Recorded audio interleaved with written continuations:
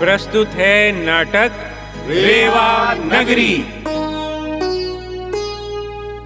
रेवाड़ी के मध्य में है बलभद्र सराय,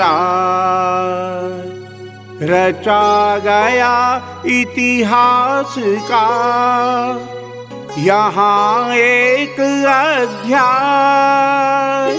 हुआ तरंगित था यहीं द्वापर काल प्रवाह, हुआ यहीं था रेवती संग बलभद्र विवाह। तो आइए आपको लिए चलते हैं द्वापर युग में। आपके समक्ष हैं कुशस्थली के प्रतापी राजा कुकुदमी और उनके साथ हैं उनकी ओजस्वी सुपुत्री रेवती, जिन्हें उनके पिता प्यार से बुलाते हैं रेवा। क्या बात है पिताश्री, आप बहुत चिंतित दिखाई दे रहे हैं। कुछ नहीं पुत्री, तुम जाओ विश्राम करो। नहीं पिताश्री, आपको बताना ही होगा, आपको मेरी सौगंध। मैं तुम्हारे बारे में ही चिंतित हूँ पुत्री। क्या मैं आपकी चिंता का कारण हूँ? मैं समझ गई, कन्या होना ही मेरा अपराध है। नहीं पुत्री, ये बात नहीं है। तुम जैसी संतान को पाकर तो मैं धन्य हो गया। तुम रूपवती ही नहीं, गुणवती भी हो। तुम तो मेरे लिए पुत्र से भी बढ़कर हो। मेरी चिंता का कारण तुम्हारा कन्या होना नहीं है, तुम्हारे लिए सुयोग्य वर ढूंढना है। तो इसमें चिंता की क्या बात है? समय आने पर सब हो जाएगा। पर आज राज ज्योतिषी ने जो बात मुझे बताई है उससे मैं विचलित हो गया हूं। क्या बात बताई है राज ज्योतिषी ने? वो मैं तुम्हें नहीं बताना चाहता। मैं तो बस इतना जानता हूं कि तुम्हारे लिए सुयोग्य वर ढूंढने के निमित्त मुझे जो भी करना पड़े मैं करूंगा। मैंने निश्चय किया है कि मैं कुछ दिनों के लिए राज्य से बाहर चला जाऊंगा और तभी लौटूंगा जब तक मुझे अभीष्ट की प्राप्ति ना हो जाए। और फिर राजा कुकुदमी एक लंबी यात्रा के लिए निकल पड़े।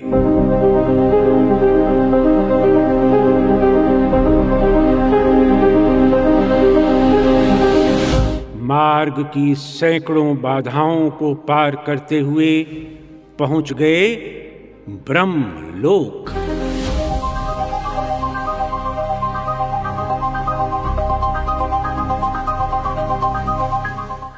ब्रह्मलोक में उनकी भेंट हुई देवर्षि नारद से। नारायण नारायण, ब्रह्मलोक में राजा कुकुदमी का स्वागत है। प्रणाम मुनिवर, मेरा अभिवादन स्वीकार करें।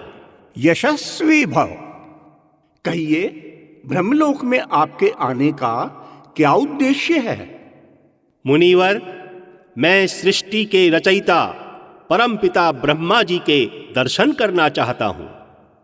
क्या आप उनसे मेरी भेंट करवा देंगे? भेंट तो अवश्य करवा देंगे, पर पहले मुझे इस भेंट का प्रयोजन बताना होगा।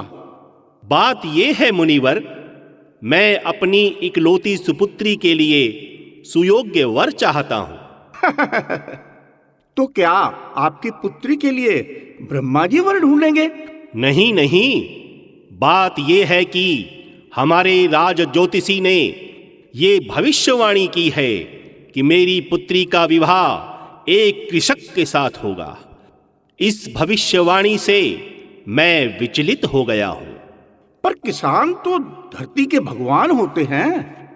वो तो ठीक है, पर एक क्षत्रिय की पुत्री का विवाह एक कृषक के साथ, ये कैसे हो सकता है?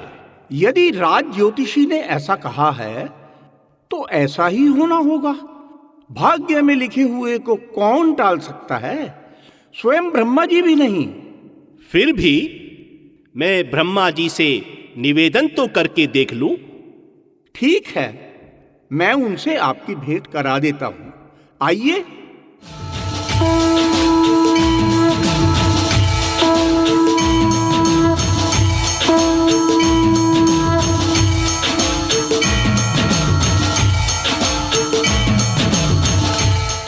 सृष्टि के रचयिता और समस्त ब्रह्मांड के सूत्रधार, आपकी जय हो।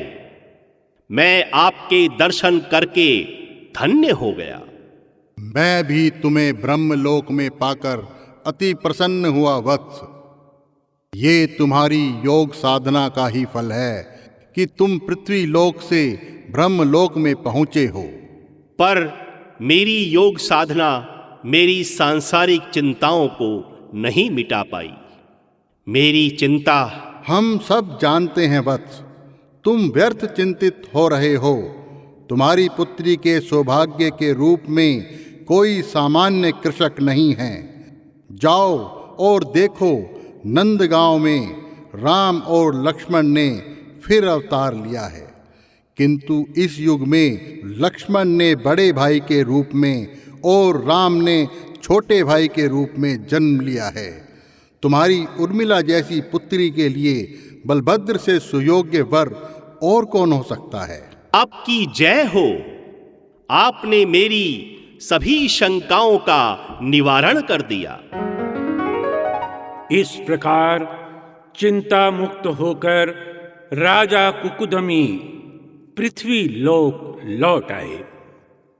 धीरे धीरे परिस्थितियां अनुकूल होती चली गईं और रेवती का विवाह श्री कृष्ण के बड़े भाई बलभद्र के साथ होना निश्चित हो गया।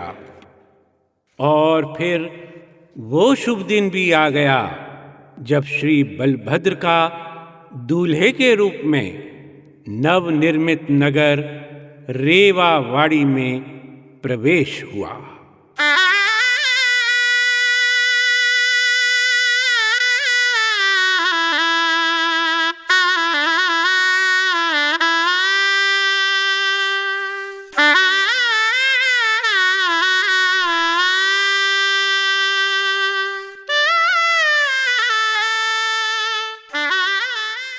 हम राजकुमारी रेवा की सखियां रेवावाड़ी की इस सराय में आपका स्वागत करती हैं। बड़ा ही सुंदर और भव्य नगर है, नवनिर्मित प्रतीत होता है। जी हाँ, महाराज ने इसका निर्माण रेवा के लिए ही कराया है, इसीलिए इसका नाम भी रेवावाड़ी ही रखा है। पुत्री के नाम पर तो नगर का नाम रख दिया और जामाता के नाम पर कुछ नहीं। जामाता के नाम पर इस सराय का नाम रख देते हैं बलभद्र सराय। अच्छा, पुत्री के नाम पर पूरा नगर और जामाता के नाम पर केवल एक सराय? पर हम अपनी सखी भी तो आपके भ्राता को सौंप रहे हैं। और इस छोटे भाई के लिए क्या है? आपको हम अपना हृदय सौंपने के लिए तैयार हैं। ठहरिए ठहरिए, यदि ऐसा है तो एक छोटा सा काम तो करा दीजिए। आदेश कीजिए। हमारी होने वाली भाभी से हमारे दाऊ की भेंट करा दीजिए। तैयारी दैया, विवाह से पूर्व भेंट। बस 2 घड़ी एक दूसरे को देख लेंगे, उसमें क्या बुरा है? हाँ, हो तो सकता है, पर एक शर्त है। जितना समय वो एक दूसरे के साथ रहेंगे, उतने ही समय के लिए आपको हमारे साथ रहना होगा। हाँ हाँ, मुझे कोई आपत्ति नहीं है। ठीक है, आप बाहर वाले उद्यान में पहुंचिए, हम रेवा को लेकर अभी आती हैं।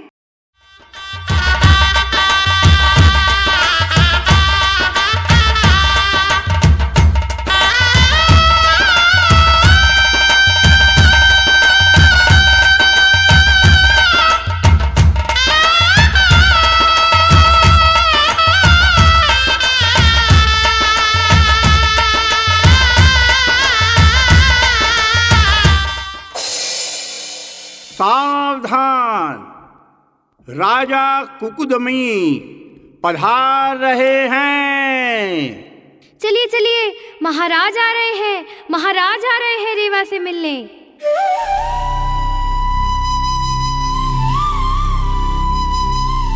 रेवा, रेवा, मेरी पुत्री, आज मैं अपनी मिश्रित भावनाओं को नियंत्रित नहीं कर पा रहा।